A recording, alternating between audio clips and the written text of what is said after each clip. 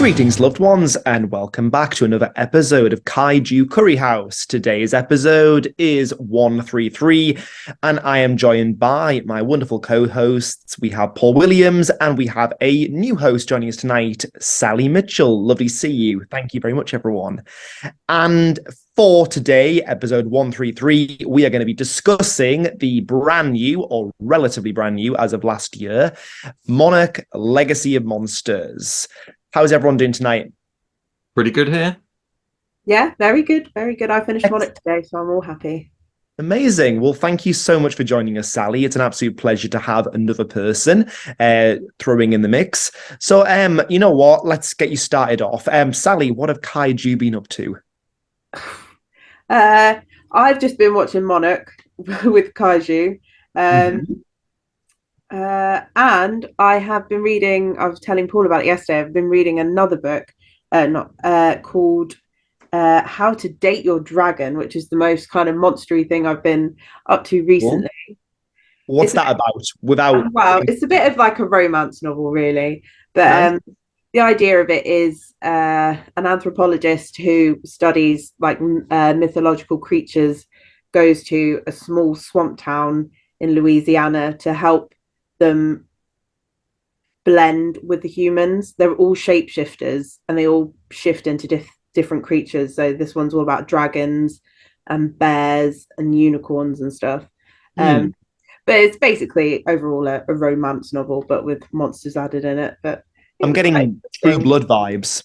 Yeah, very, very much so. But I really enjoyed it. Nice.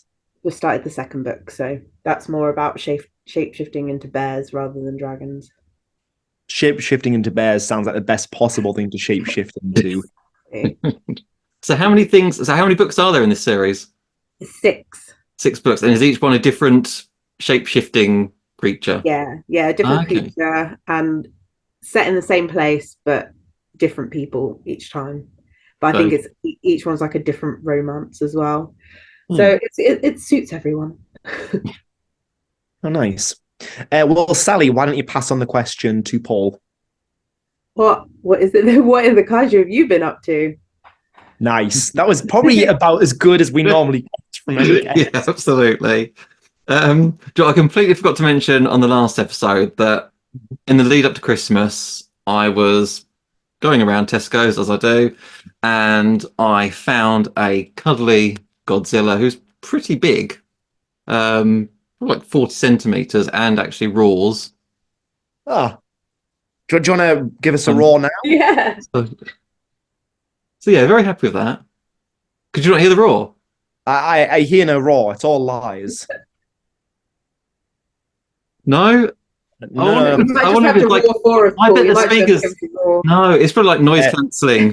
Do you hear that, listeners? That's the sound of Paul lying. But it's the original roar. It's not the legendary roar. And sorry, where did you pick that up from? This was from Tesco's, but the supermarket. So it's just, I'm sure they're everywhere. But yeah, quite a big boy. Is it a licensed Toho product? Yes, yeah. I mean, it's got the proper Godzilla sticker on the back. That's cool. So yep, it's by Posh Paws.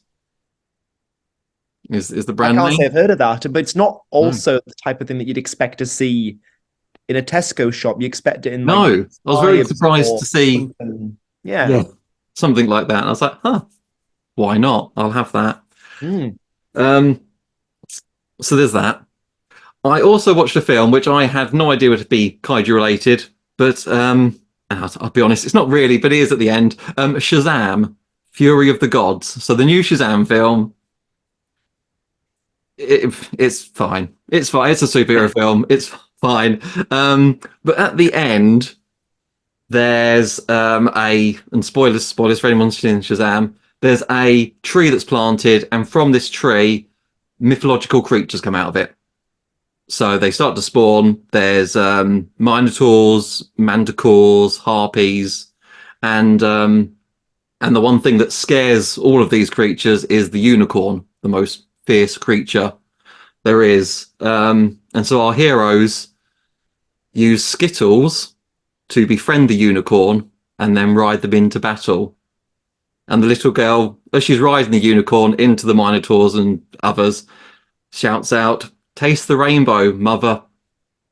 And you're like, wow, okay. Highlight of the film. Was that their one F-bomb of the film? I don't think, actually, I think it does cut off to it's just mother. Yeah. Yeah. Okay. But yeah. So there was Isn't that. There was a sorry, after you. And there's also a big old dragon that Shazam has a fight with. So Nice. yeah, it was, it perked up to the end. It was good. I know there's that thing, or there was that thing going for quite a while where all of the 12 certificates, they were allowed that one F-bomb for the entire film. Right. And then there was the meme going for a bit of, where would you put that F-bomb in a film if you could? Where could you position it? Yeah. Because it always shocked me that Godzilla King of the Monsters, a few years back, when was Godzilla King? Was 2019? 19, yeah. Yeah, which, well, it feels like quite a while now. But when Godzilla King of the Monsters came out, there's that moment with that you got to be effing kidding me. And I watched it and was like, yikes, I was not expecting an F-bomb. Well, it happens. Alex, what have Kaiju been up to?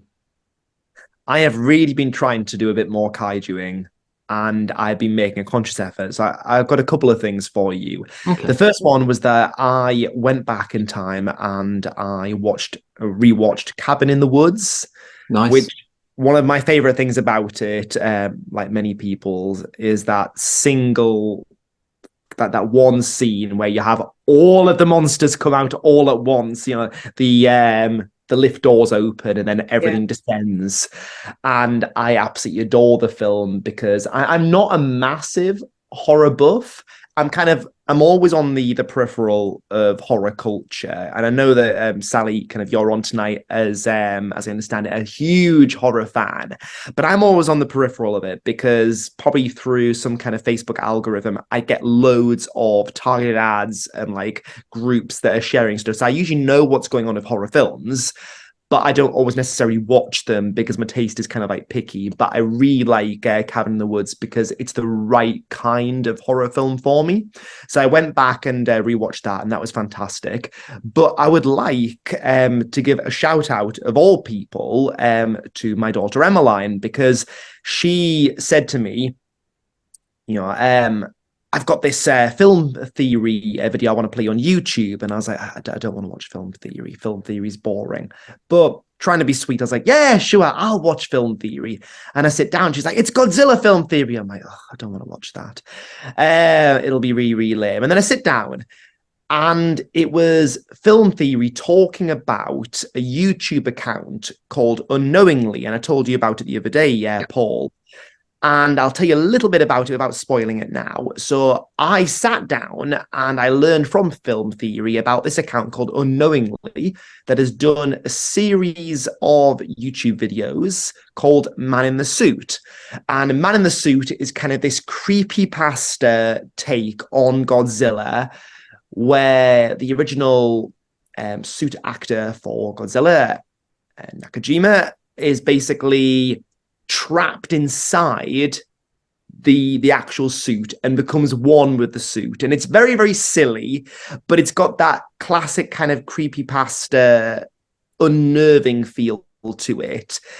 And when I watched a bit of it initially, what was really funny was I saw the film theory, heard a bit about it, and then my other half, Christina, said to me, oh, can I play you this Man in the Suit thing? And I was in that just finished work mode where, when you sort of go, yeah, but you're not really listening. And then she loads up the laptop, she plays Man in the Suit. And at the start, I'm like, oh yeah, that was true. Not realizing that it's a stupid creepypasta video. And I'm like, yeah, that was true. They really did struggle to get oxygen in the suits. Yeah, it was really stuffy. Yeah, that was true that he regularly smoked a cigarette inside the suit. And then at the very end, and he became one of the suit. His skin was the skin. I'm like, what am I watching? What is this absolute nonsense? But yeah, I have since gone away and watched the Man in the Suit series. And I have to say, actually, without spoiling too much of it, it's worth a watch. So that's unknowingly on YouTube. I know that feels a bit like a if nothing else, but I just wanted to kind of give a shout out to that because it went viral. It's a lot of fun. There's only a couple of videos, and the Man in the Suit series, they're only about 5 minutes long per video, so that's a quick watch. So there you go. Yeah, that's basically it. Sally, given that you're our guest tonight, why don't you kind of introduce the series to our listeners? What's Monarch Legacy of Monsters all about? Oh, right. So, what I got from it was that there is a study going on about a monster attack that happened in the past. And it jumps between time 2015 and I don't know was it in the 40s? It's like early 50s, I think. So 52. And it's when the time has passed after the study has happened and an attack has happened, and then it's the family of the people that were doing the study that are now following in their footsteps, sort of thing, and trying to find out all the secrets that have happened in the past and work out why things are happening. And the Monarch are trying to cover up what they're doing and the secrets they're finding, whilst all this is the different attacks happening all over the world. And it's just really exciting. It's all new to me, so I've never watched any sort of monster movie really, apart from like the 1998 Godzilla movie when that came out. That's like my limit. But the whole idea was quite cool. I really enjoyed it. So how did you stumble across it then? Other than being a friend to Paul, so you'll have probably like heard bits and pieces. How did you kind of like find this show with not being a monster fan? I've been watching a lot of Apple TV. There's some other shows on there that I've been watching, and every time I watched it, it was advertised beforehand, and the trailers looked incredible. So I thought I'd give it a go. Nice. So you are really fully coming from the outside into this. Like this is your exposure to our slightly quirky world. Yeah, completely. And I like it. Me and Paul have actually discussed earlier today that we're going to have a monster day, aren't we? We're going to watch all the Go for the Monsterverse movies you suggest. Yeah. Whichever movies you think I should watch, we're going to watch. We're going to have a day. Well, I mean, you're going to have to at the end of the episode, like Taylor pick some. We've got to be careful because Alex will say that Godzilla vs. Megalon will change your life, but it might not be for the better. So, and also, I think it could be nice to kind of maybe open it up to our listeners of, what would be your list of 5 films for someone who's not really sure about the genre but would like to try it. It's like when you say to someone, what are your favorite horror movies? That list of your favorite 5 horror movies would be very different to what would you play for someone else to get them into the genre. You're not gonna be like, okay, Serbian film, let's go. It's not gonna land, is it? Okay, cool. So Paul, tell us, what were your first impressions when you sat down for Monarch? Right. So Monarch for me, should I talk about the whole series? Go for it. Okay, so spoilers, guys. Spoilers. Let's go spoilers. So when I first watched it, I wasn't massively impressed. Quite happy with the stuff in the past. Really interested to see what Monarch were up to back in the day, how Monarch was founded and what research they were doing. That was really interesting to me. When they were then in the modern times, or is it 2015? 2015, yeah. So when we're in 2015, there's the story about the daughter tracking down, what happened to her dad, and then finding out, actually he had a whole secret family. I thought, I don't really care about family drama. That's not interesting to me. I know it's a Godzilla. Well, it's Monarch, Legacy of Monsters. I wasn't expecting a lot of monsters because I know budget-wise they couldn't afford it. No. And as I say, the past learning about Monarch really interesting, but the modern day family dynamic thing just didn't really hook me. I say nothing to do with the actors or actresses or anything like that. It wasn't engaging me. In fact, sometimes when I was watching the show, I forgot that it was Monarch that I was watching. It was just like, oh, this is a really cool sci-fi, and then there'd be a kaiju. I thought, oh yeah, this is a Godzilla thing, and that's not a bad thing. No. We said that a lot about Godzilla -1, that you're watching it and you're engrossed in this storyline, and then bam, Godzilla comes along. You're like, oh yeah, this is a Godzilla film.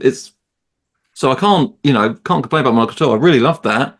It's just the present day story wasn't interesting me until about, I think, episode 5, maybe. I started to get a bit more invested. I mean, it definitely helped when Kurt Russell came into it. Yeah. And when they switched between like him and his real life son, Yeah. and kind of that was just, the casting there was so well done. I love switching between the two of them. It's great, isn't it? It is really well done. So yeah, after that, I was a bit more invested. I still think it's a bit silly, some of the things that happen with with a hacker friend and Monarch, but I don't know. I don't know what audience that's trying to reach. Maybe that's for people who don't know the MonsterVerse and they're like, I don't really care that much about Monarch, but I love Kurt Russell and I want to see what's going on in modern times, whereas I'm more in the past, and so they're just trying to hit both audiences. But I say overall, it's a really good show. It's just there's a few dips. On that, Paul, what you've just been saying, I wrote a list before I came on. I put what I loved, what I liked, and what I disliked about it. And literally, like for like, what I loved was the Wyatt and Kurt Russell. That whole thing was incredible casting. I liked when the Monsters and Titans were on. I thought they were brilliant. I loved the research and the backstory, like the past stuff. What I like that guy, the Tim, the field researcher who worked in the office and then went out. Oh yes, had a bit of like. He comes on at the first. He's like, he's like, oh, I'm going to adopt these kids, and then later on, their friend. Him. It's like, yeah, okay. And then what I disliked was the whole family drama. Like exactly the same for you. I wanted something different. Like I watch dramas. Yeah, I wanted a bit more monster. And the whole thing with the hacker, I thought that was just too convenient. It was. Oh look, we've got a hacker best friend here. Yeah, it's very convenient. It's both very convenient and also very tropey, isn't it? I think that it's such a cliche to kind of have the hacker friend who's like, oh, I'm gonna break into something. Yeah, I'm in, exactly. Oh, I smashed the keyboard for a couple of seconds. I'm in, guys. It's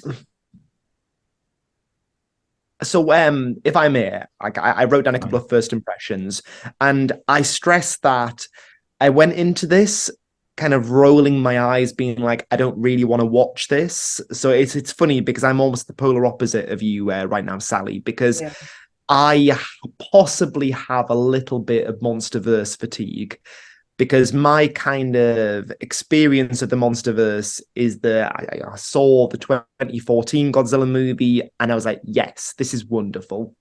This is what I want. But it came out the year that my eldest daughter was born, so I was very sleep deprived. And I remember being poked and woken up at the famous moment when Godzilla does what's called the kiss of death, when he grabs a monster's mouth and breathes into it the atomic breath and just blows it up. And I actually fell asleep just at that moment. And my friend kind of woke me up and I went, oh shit, what's going on? So yeah, it kind of came out at the wrong time in my life. Far too many things going on. And then fast forward to 2019, I went and saw Godzilla King of the Monsters.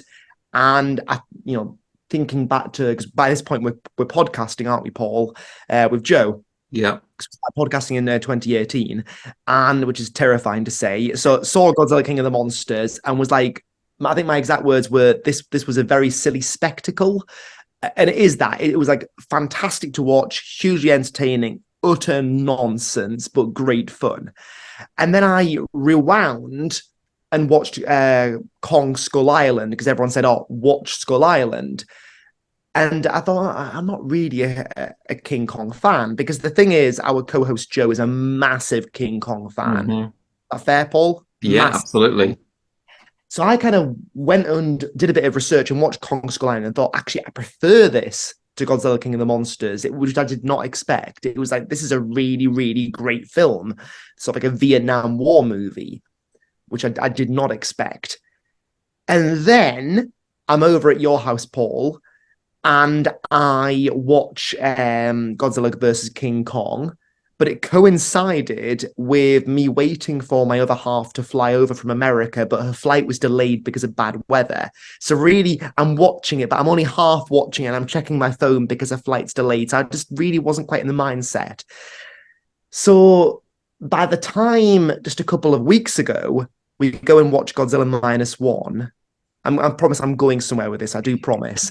We're watching the trailers at Godzilla Minus One and the new, what's it called? Godzilla X. Oh, Godzilla X Kong, yeah. Yeah. The trailer comes on and I'm like, I really can't be bothered. Which sounds terrible. I'm a terrible advert for kaiju movies. I'm a terrible advert, but I was a bit burned out by MonsterVerse. So then when we're kind of nattering away, it's, let's do Monarch. I'm like, I'm not sure. And then I play it and go, actually, this is really good. It's really, really good. So my kind of first impressions are that I think it's really desperate to be an action series. You know, that first opening scene, you've got that character, I've forgotten his name, but he's in Kong Skull Island. He's running away from that Mother Longlegs, and then he throws that thing into the water, and it's like, oh, great, we've got an action series. It's desperate to be an action series, but it isn't. It's a family drama with the backdrop of being kaiju. Yeah. And I think that it possibly suffers from a bit of an identity crisis, if I'm being critical. And sorry, Paul, if I'm kind of hating on this. Ali, please kind of interject if you're like, well, I disagree. But yeah, I feel like there's loads of things going on. And I was trying to work that out. And I can pinpoint it, I think, to the fact that it's got so many directors. Because I looked up the directors and I've got them written down because I knew I'd forget them. You've got Mezi Almas, who directed quite a bit of Sandman and Outlander, which is interesting because you've got very, very different shows there, but that kind of that dark grittiness of Sandman, I think that possibly comes through. You've got Julian Holmes, who directed The Boys. Oh, okay. Yep. You've got Hiromi Kamata, who directed a recent remake of Let the Right One In. Nice. Okay. You've got Matt Shackman, who directed a couple of episodes of WandaVision and Game of Thrones. Okay. So it strikes me that with Monarch, you've got a huge amount of talent. You know, WandaVision, Game of Thrones, The Boys, Sandman, Outlander, you know, quality directors here, but they're all doing lots of different things. And you've got that family drama, which, like it or don't like it, there's lots going on there. You've got that kind of espionage stuff of kind of, with Monarch, sort of spies, kind of spooks kind of vibe to it. But then you've also got, it wants to be a kaiju show, but I don't think there's the budget for it. So the episode that way I've just kind of stopped, it was at the end of episode 2, that dragon kind of flies over from the ship that they get out of. And I'm really sorry for saying this. It's clear that the budget isn't massive because it looks cool, but it is a relatively cheaper done CGI monster. So I'm going to stop there because that's possibly about as hatey as I can get. But any kind of thoughts? I agree, but yeah, it's got too many directions. I would be happy if it was just Monarch in the past and that just be it. I would happily watch a whole show about that. I said I don't care about the family drama that much, and we said the family drama. I mean, they could just be a family trying to track down their dad. They don't need to have there's a secret family, and they don't need their friend who's a hacker who's actually has an alias because they did something bad in years ago, and they're being tracked down. It's like there's just so much going on. It's like just simplify it a little bit. Let's just focus on something and do it well. Yeah, I wrote down the same thing. I literally wrote, I'd rather a show about just how it all began. Yeah. Like all that, the research they did at the beginning, like when they were first discovering it. I'd rather the show start there and then work its way. It didn't need to be one of those where it jumps between time, because the modern day stuff was pants. But as someone who hasn't watched the MonsterVerse, has this series made you think, "Do you know what, I wouldn't mind watching the films, seeing the monster films I in think bigger budget." when I was doing my research about it, when I finished it, I started doing some research to make notes on it, and realized it was John Goodman at the beginning in that first episode doing that Yeah. bit. And I did research into that because I was like, why was he in it? And he is in Kong Skull Island. Yeah. And then that made me really want to watch that, because I looked into that and I thought, gosh, that sounds really good. And then I dived into it. I was sitting on my bed for like an hour earlier, like reading into all of it, like, which movies should I watch? I was like, okay, this is actually quite cool. So that's when I texted you, Paul, going, we need to watch these movies. That's it, because you're like, I'm going to watch it now. It's like, you don't need to watch Kong Skull Island before coming on the show. That really is dedication. I mean, it's a great film. Oh, it is. Oh, yeah, I did say, but if you want to watch it, come watch it with me. Yeah, no, I will do. Don't try and rush it now. I think that the decision to flick between the sort of the early 50s, post Second World War, kind of Cold War era, and 2015, I think that my understanding is what they're trying to do there is they are juggling the fact that in this kind of expanded monsterverse, you've got that plot line with Kong in Kong Skull Island, which the entire film is set in sort of the early 50s. The film is fixed there. But at the same time, the other movies are in the modern day. So that they're trying to manage that. And I feel like one of the strengths of the show is that it seems to manage that quite well. The casting of Wyatt Russell and Kurt Russell is inspired. I think that's wonderful. And I was thinking back as I was watching it, I was like, where have I seen Wyatt Russell? And it's Black Mirror playtest. Have either of you seen much Black Mirror? No. Really? Yeah. I think I've seen 2 episodes. Yeah. I feel like with the two, like I was kind of like offering on a plate there, thinking these guys are horror fans. That have loads, and that was I feel the like I wish. should. So okay, without giving away too much, obviously you know the whole kind of crack with Black Mirror that it's individual stories, they're self-contained. Cool, right? So one episode, quite early on, it's called, is it early on? No, it's because they're all self-contained, so it's tricky to know what season they're in. I feel like it might be season 4, but there's an episode of Black Mirror called Playtest, and it stars Wyatt Russell, but it's so long ago now, he actually looks quite young. But he was also in 22 Jump Street, so he's been in quite a few films. But yeah, I love the casting of Wyatt Russell and Kurt Russell. Yeah. I think that's great. And also, I adore Kurt Russell because I love him in Big Trouble in Little China. Yeah. And the thing. Love that movie. Yeah. That should be on any person's film list of absolute classics.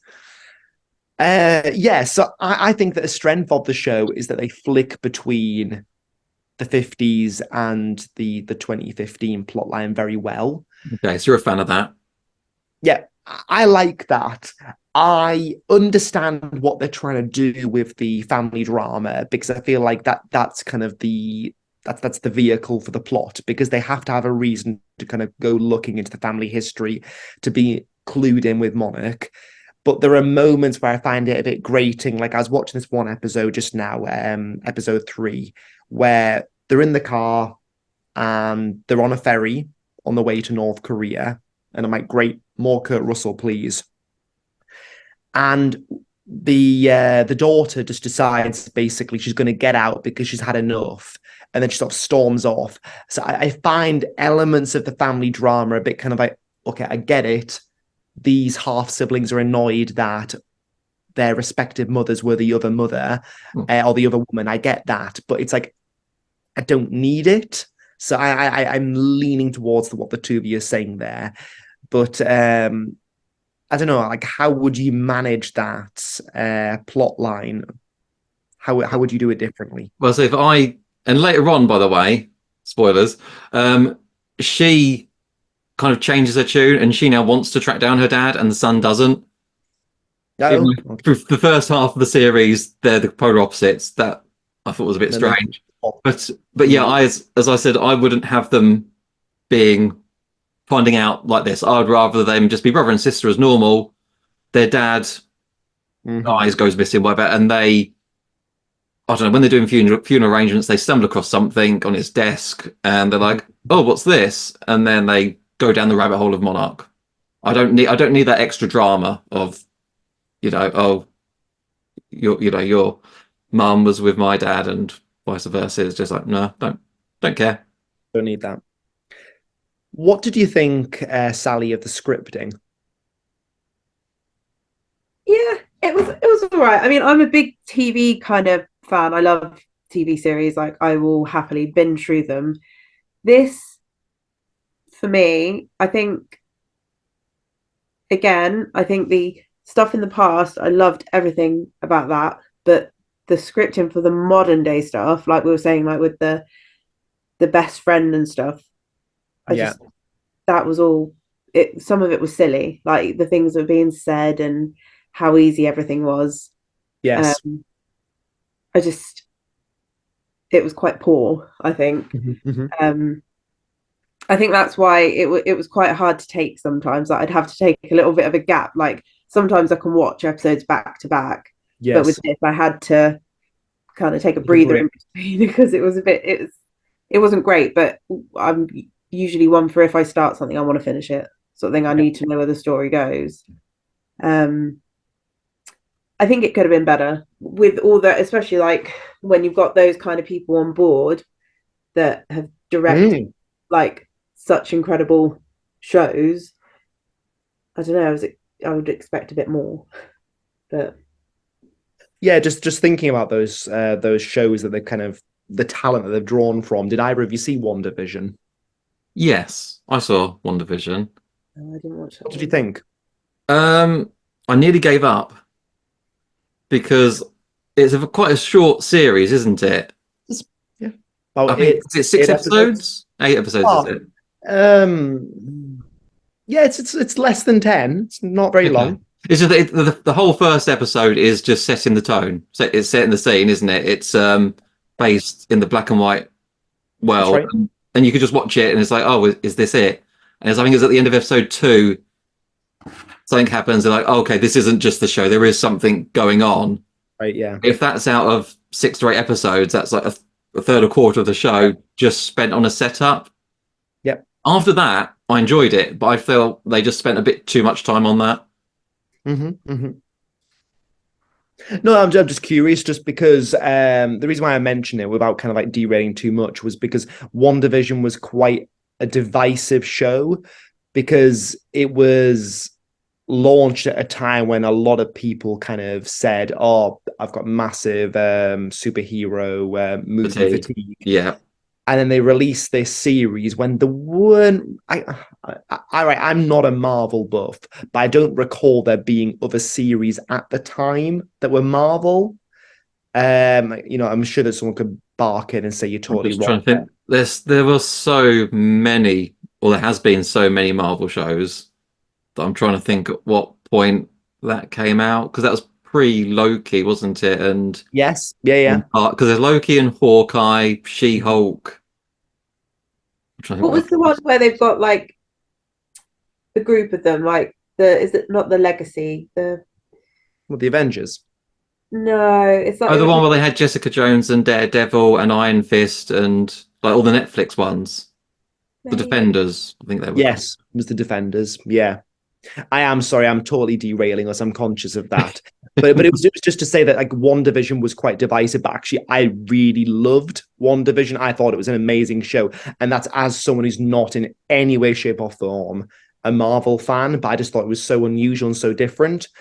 So when I'm sat during the first episode of Monarch and I'm looking at the talent, because like I'm a terrible person for watching TV shows or films with, because I'll be on my phone and someone will be like, why are you on your phone? I'm like, no, I am engaged with the film or the TV show, but I'm on IMDb. Yes. And I'm checking that crap out, and I'm like, okay, who's the director? Who's the script writer? Who's the screenplay by? What were they in? And I'm terrible for it because I'm slightly passive in that regard, but as a result, it means I do kind of like do a bit of background reading. But what I'm trying to say is that there were times when, and I quote, come on, time for some science shit. It didn't quite reflect the talent that they were drawing in. You know, it excuse my language, it wasn't the most amazing script writing.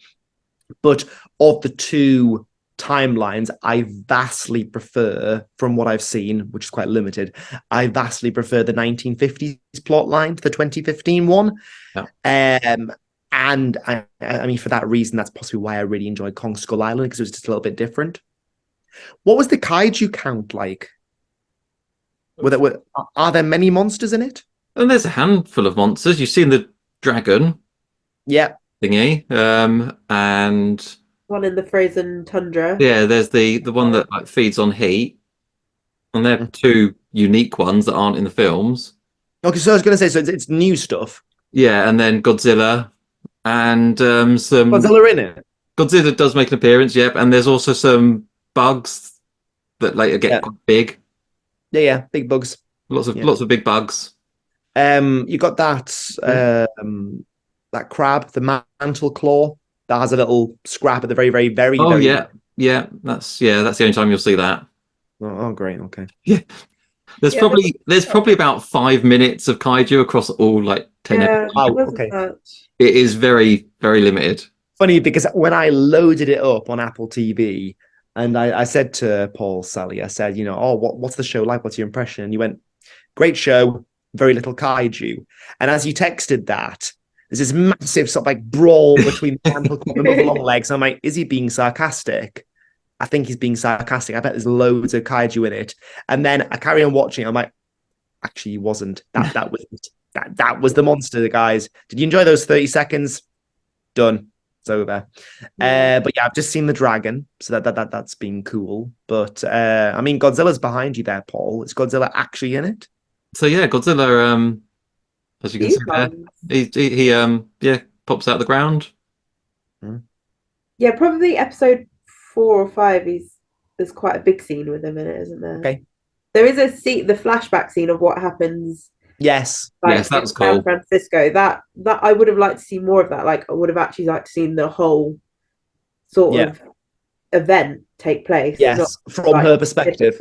Yeah.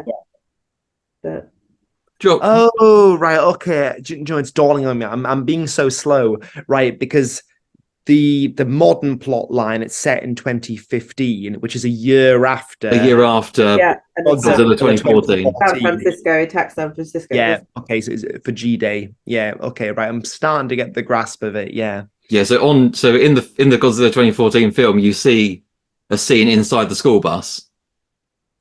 Yeah. So that's in the actual film, but then that's in the TV series. Oh, she's a teacher on the school bus. I'm guessing she wasn't in the actual film. It was just I don't believe she was. But you saw the kids in the school bus, and you got that perspective of there's Godzilla. And it's just a really cool shot. Did you like Godzilla 2014, Paul? I did, yes. I mean, I loved it for the first half an hour with Bryan Cranston. I thought he was amazing. That's like the most invested I've been in a Godzilla film. And then it was that Aaron Taylor Johnson. That's right, yeah. And he kind of then took the lead, and I was like, I'm not as invested in you. I feel like that kind of reflects how most people feel about Aaron. He's just, I don't know. He's fine. He's fine. Yeah, he's okay. He's no Bryan Cranston. He's not, is he? He's just. I mean, young Aaron, yes. Back in the day when he used to do like Kick-Ass? Teenage movies. He was in Kick-Ass, wasn't he? He was in Kick-Ass, yeah. He was, and he was in a film that everyone will know and love, Angus Thongs and Perfect Snogging. Oh no way! That's on my watch list. Honest. Yeah. Oh no way! He is. Yeah, me and my friend used to watch that Wow. every weekend. For him. He was X-Men. He was in as Quicksilver, wasn't he? Quicksilver. Oh. Or it was in the Marvel film. No. Marvel Age of Ultron. Okay, Ultra. Okay, I knew he was in one of them, and he ran really Yeah, fast. he's Quicksilver in Age of Ultron, but like he's just one appearance. Yeah. Okay. Yeah. On our Kaiju group, Mm. UK Kaiju fans, um, although we Yeah. haven't asked a question saying what did you think, Brandon Hickley Smith, he did write his review of Monarch, Wow. and I want to share it because he always writes so well. So he's put, I don't entirely agree with Rotten Tomato scores sometimes, but on occasion the ratings are close, and this is one of them. Now that we've finally had the entire first season, I can share my thoughts with the Apple TV series, and will most likely write it up again if Kaiju Curry House does a video. This show expands Monsterverse in a great way. I love that it's going back to basics with a more gritty tone from the first film back in 2014, making the Titans mystical and scary again, especially with the Ion Dragon and Frostbark throughout the first half of the season.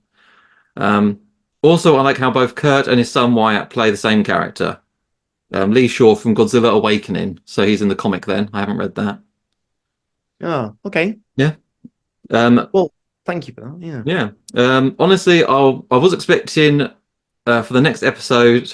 Yeah, I was more excited for the next episode than the upcoming Godzilla X Kong movie, which Mhm. again you probably agreeing with there, Alex.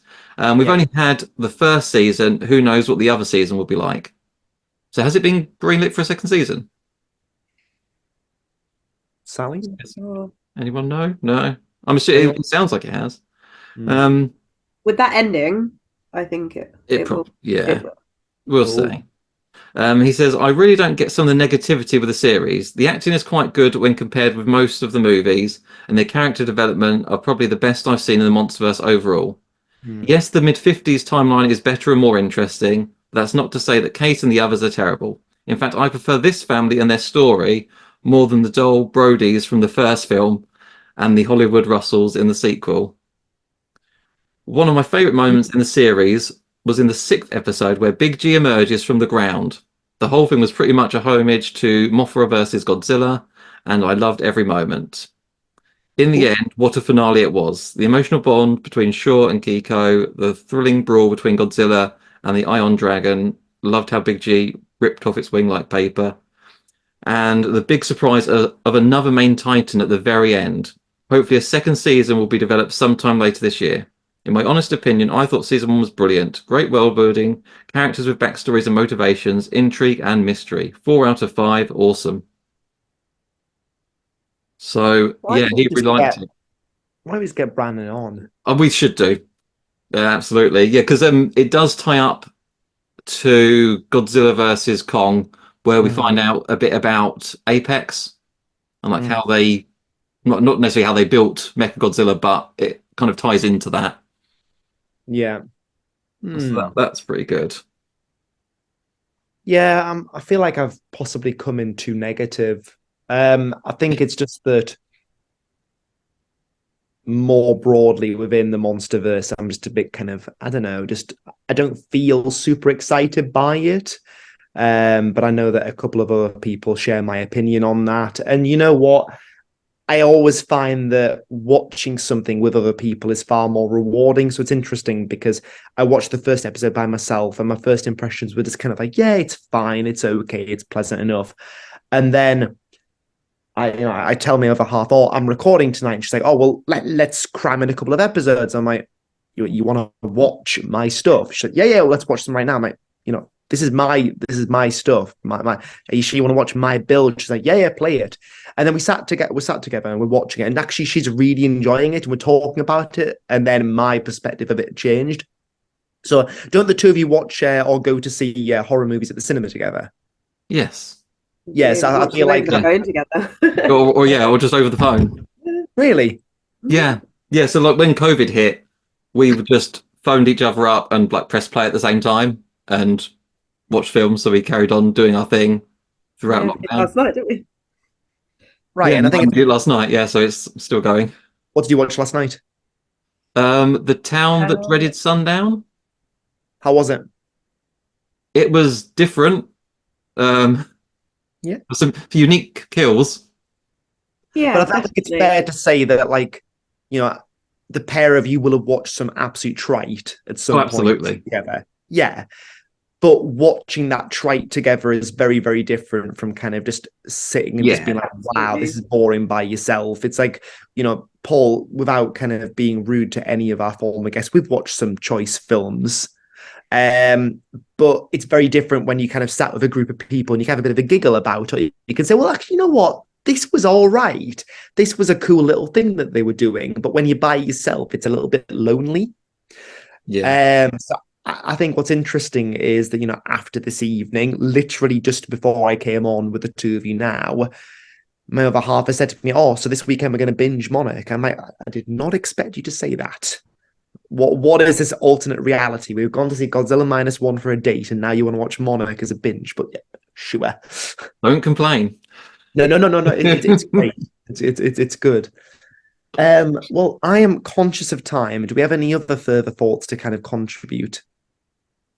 Joe, I don't think I've got anything further to add on Monarch, but I do have a bit of, I don't want to say housekeeping, but some bits like to catch up on. Yeah. Okay. If there's a fire alarm, it is a genuine risk. Please leave the building immediately. So there was a comment a while ago on YouTube, and I completely forgot to read it out, and I just remembered it. So when we had Jeremy Robinson on, talking about Nemesis, we said on the show, "Oh, it's been adapted to a comic. Has anyone read it? Because it's really hard to find. They never reprinted it, and it sounds like there's licensing issues, so they're not going to." And one of our listeners said, "Yeah, I've read it. What do you want to know?" And so I said, "Well, how do they fit the book into a comic? Because, that's maybe short." And I had a reply from JZ Wink Critters 2008. He said he or she says, a lot was cut in the first act to speed up the story to get to Nemesis at the end of issue 1. The bear scene was completely cut and only mentioned. And so to get to Nemesis, that is quite far in the book. So they definitely didn't build up much of the prologue there. They just went straight into it. So there was that. And we also had a comment from M. Bryant. Oh, yes. Yeah, who gave us the kaiju scale of killer, which Brandon used, giving it A for awesome. And she plays a lot of WoW. And she's got a friend in her guild called Conan, and he does movie reviews. Okay. And he went to see Godzilla -1. Interesting. So she said, if you want, you can share his review. And I said, okay. And then she commented saying, "You ran out of time, didn't you?" And I was like, okay, I'll put that on this like the next time. Now it gives an introduction saying what's happening in the film. But I'll gloss over that because we've obviously discussed it at length. But he said, the thing that hits you about this is the drama that has Godzilla running through it. Not a film attached to Godzilla.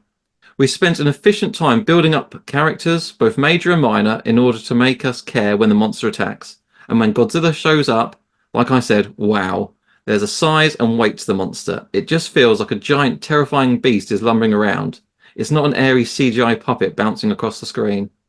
Aiding the film immensely is a terrific score. The horns of "Oh, it's Godzilla," the strings of "Hope and Industry," for example, the quiet, eerie wave-like tone when Godzilla attacks the boat. In summary, I really enjoyed this film. I'd like to recommend it to just about everyone. Not for the younger audience, just to be clear. So I never really thought about the score, apart from when they used... It was amazing. Was it? It's amazing. I was driving to it the other day. It's phenomenal. Really? Seriously. I remember just thinking, oh, that's the original music at one point when she's on the train, and that was the only bit that stood out to me. Really pretty good, yeah. Oh, okay. Well, speaking of -1, that's just crossed $100 million in the global box office. It's wonderful. It makes me. Did you see it? Million, and it cost. They said it cost less than 15 million. It's made 100 million. That is impressive. And just for you, Sally, and for our listeners who don't know, Final Wars back in 2004 was like the Godzilla film to end on. It was declining box office. They said, "Hey, we're going to give you a huge budget, get a fresh new director, and we're going to just go out with a bang." And they spent about $20 million on it, and it made less than that. So it was officially a flop. Yeah. Then fast forward to 2016, Shin Godzilla came out, and that had a smaller budget of only 12 million, and it made 78 million at the box office. Nice. Yeah. And now this one's made over 100 million. So clearly these kind of one-off Godzilla films are working much better than a constant year after year release. Yeah. So maybe we'll see the same with Legendary, and they will slow down. We'll have to see how Godzilla X Kong works out. Mm-hmm. You're going to see it, aren't you? You will see it. You know what? Yeah. No, I will. And do you know what I will do though, Paul? What's that? I think that I need to sit down and I need to rewatch the Monsterverse because there's not too many, unlike kind of many of the cinematic universes where there's far too much. I think that I could quite easily, over the course of a month, watch the however many there are. There's not that many. Godzilla, Kong Island, Godzilla King of the Monsters, Godzilla versus Kong, done. Yeah, there's not many. You kind of want four. Yeah. Okay, so if nothing else, let's kind of round off. Sally, given that you've not been on our show before, I'm going to broaden it because I know that you're not a kaiju fan. Do you have like a monster movie, like a creature feature within your kind of like library of horror movies that you love that you could recommend to our listeners? A monster movie. Okay. Not really a monster, but one of my all-time favorite horror movies is Jeepers Creepers. That's like it sort of is a monster, really. It's a monster, yeah. I don't know what he is really. I mean, he poses as like a scarecrow sort of thing, but he's a monster that turns up every like 23 years or something. So, but yeah, if you want a cheesy horror to get you a little bit spooked, Jeepers Creepers is a good one. And then you've got like 3 sequels, which aren't as good as the original, but they're definitely worth a watch. Cool. Well, thank you for that. Paul. Yeah, so I don't have anything you can do right now to recommend, but I am going to say that they're making a Godzilla versus Power Rangers 2, the comic series. Cool. Coming out in April by IDW Publishing. So if you enjoyed the first one, or you missed it and you love Power Rangers and Godzilla, go read the first one and then go pre-order the first issue, ready for its release in April. Didn't even know that was a thing, but it sounds incredible. Yeah, that's it. So it's a real thing.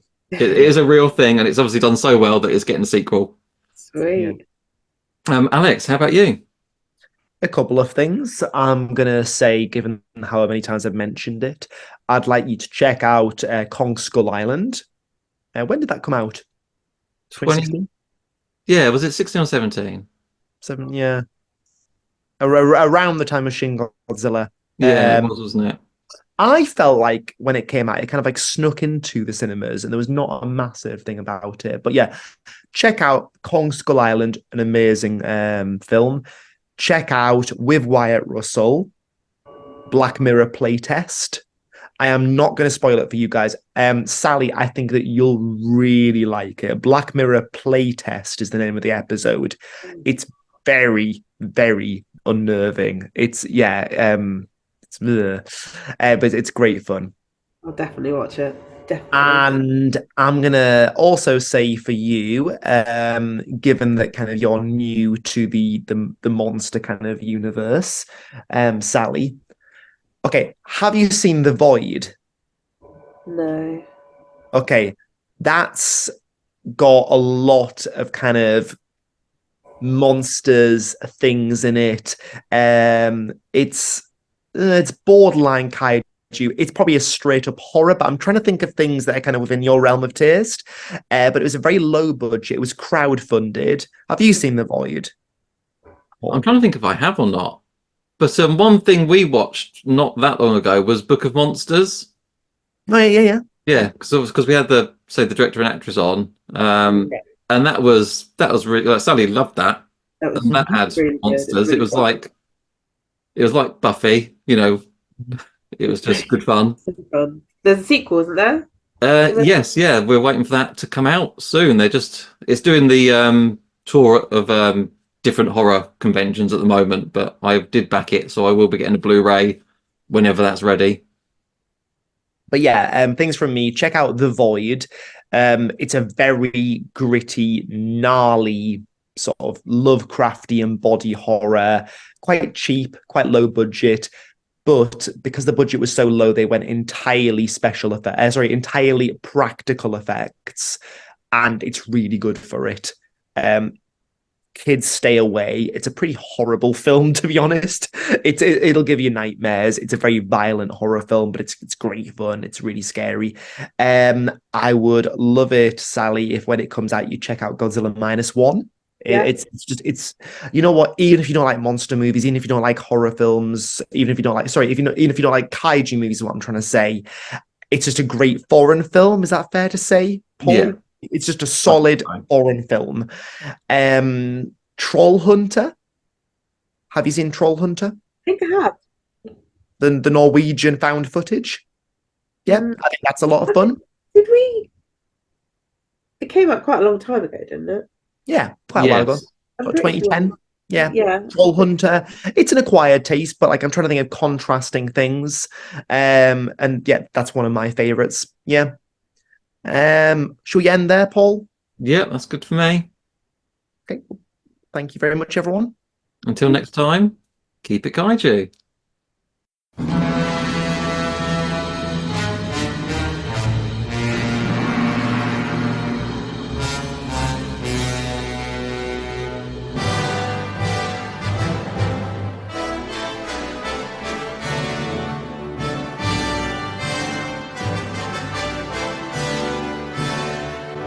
Yeah, sorry, I'm gonna have to edit this bit because I took a screenshot rather than look at it. I'm tapping it. I'm like, why is it not opening up?